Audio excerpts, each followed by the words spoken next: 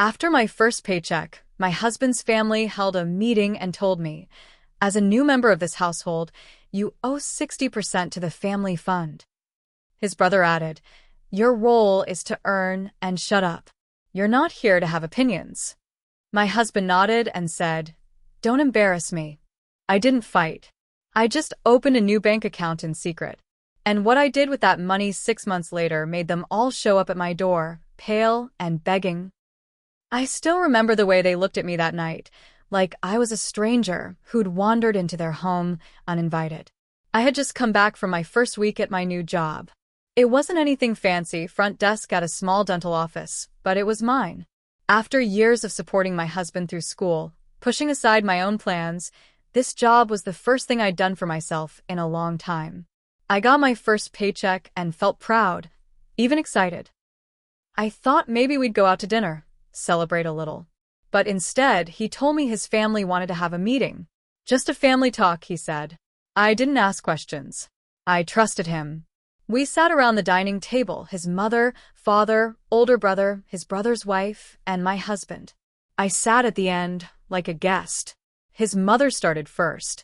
Now that you're working, she said, folding her hands like a school principal, it's time we discuss your role in the household. I blinked. My role. She smiled, but there was no warmth in it. Everyone here contributes to the family fund.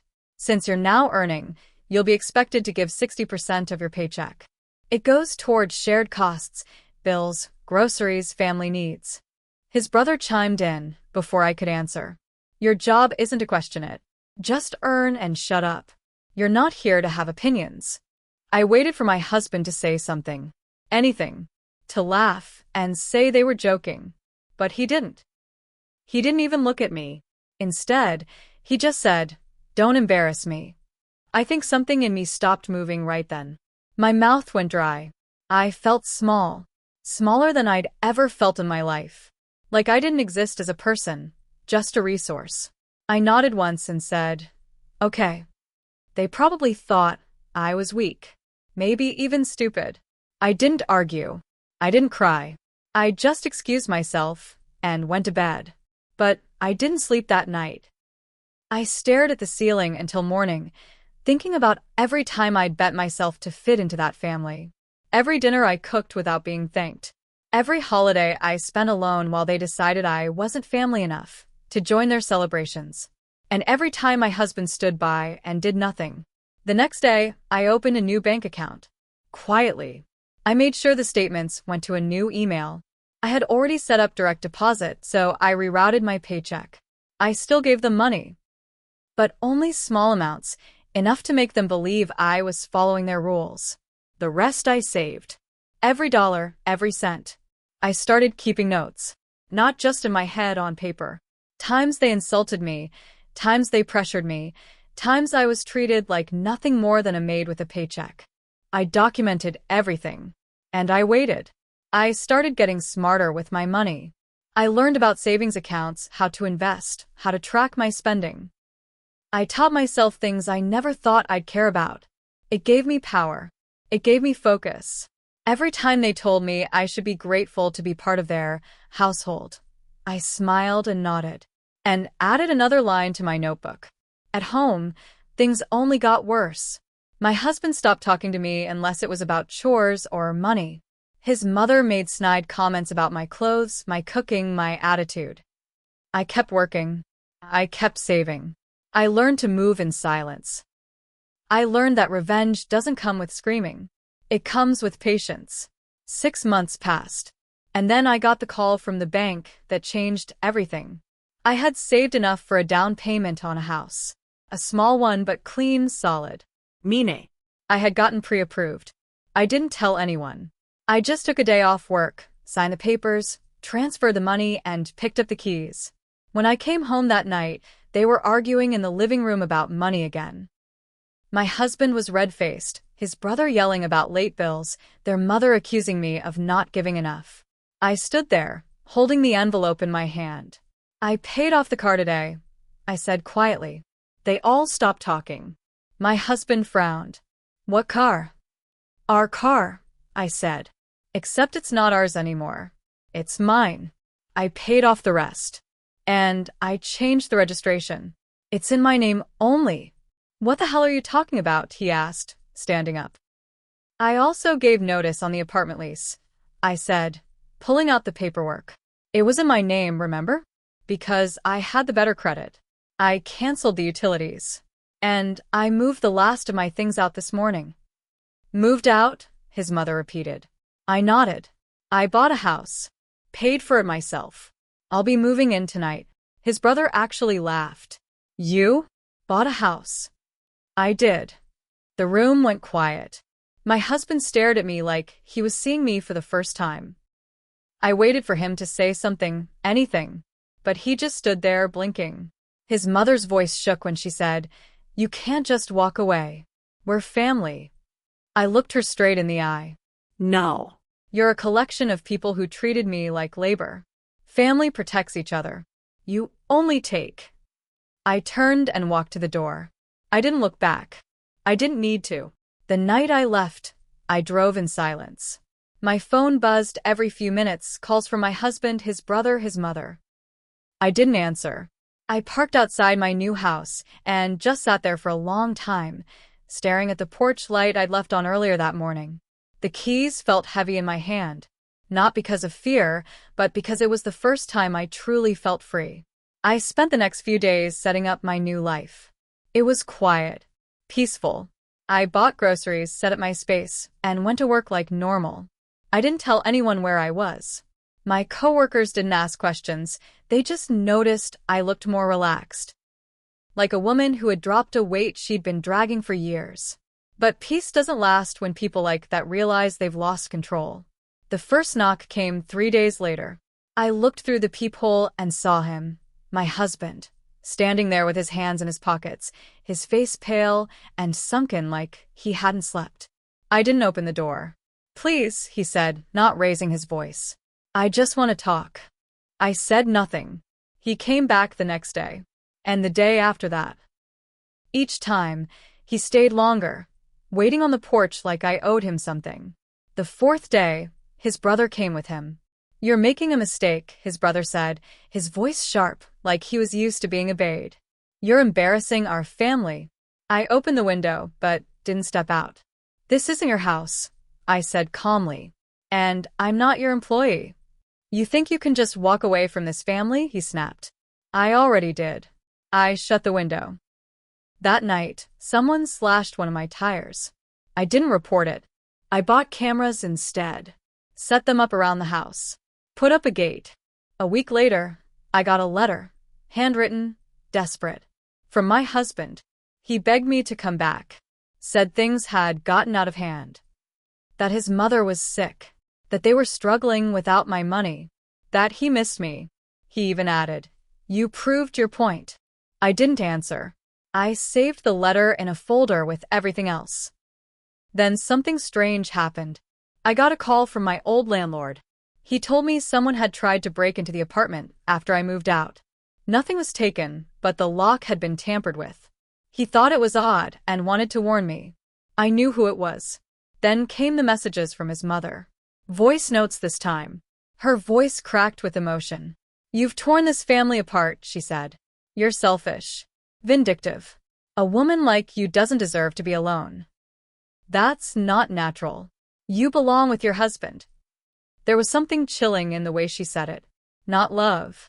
Not even guilt. Just control. Like I was a possession that had wandered off and needed to be dragged back. I blocked her number. But then they started showing up at my work.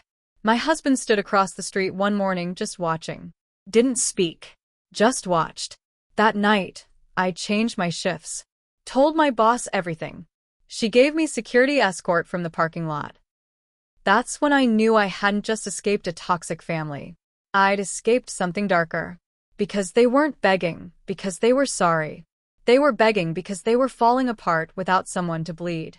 And they were starting to unravel. 2 weeks passed without a word. No messages. No visits. No new letters. The silence should have felt peaceful, but it didn't. It felt off. Too quiet. Then I got a call from HR at work. We received a complaint, the woman said. It's anonymous, but serious. I sat up straighter. What kind of complaint?